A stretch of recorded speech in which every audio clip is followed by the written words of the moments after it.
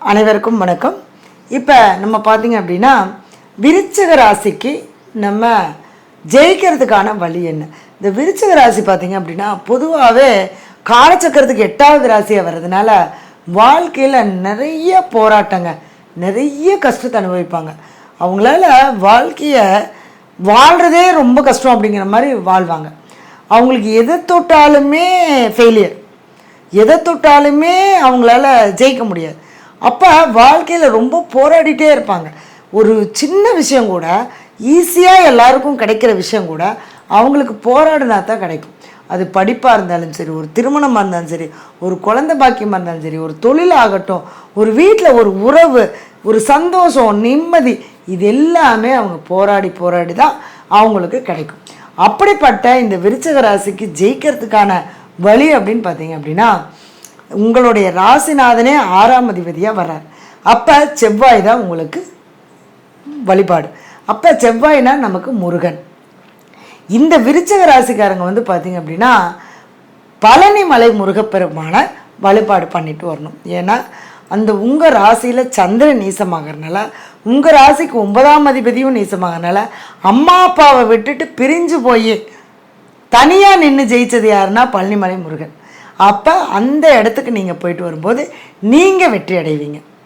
முடிஞ்சால் மாதம் மாதம் போகலாம், இல்லைன்னா 3 மாதத்துக்கு ஒருக்கா போகலாம், அல்லது சித்திரை மாதம் வரக்கூடிய உங்களுடைய நட்சத்திரத்தை அன்னைக்கு நீங்கள் போயிட்டு வாங்க. அல்லது உங்களுடைய ஜாதகத்தில் செவ்வாய் எந்த நட்சத்திரத்தில் நிற்கிதோ அந்த நட்சத்திரத்தை அன்னைக்கு நீங்கள் அந்த பழனிமலை முருகப்பெருமானை போய் வழிபாடு பண்ணிவிட்டு சாயந்தரம் வரைக்கும் இருந்து ராஜ அலங்காரம் பார்த்துட்டு தங்கத்தேர் இழுத்து வச்சுட்டு வரணும்.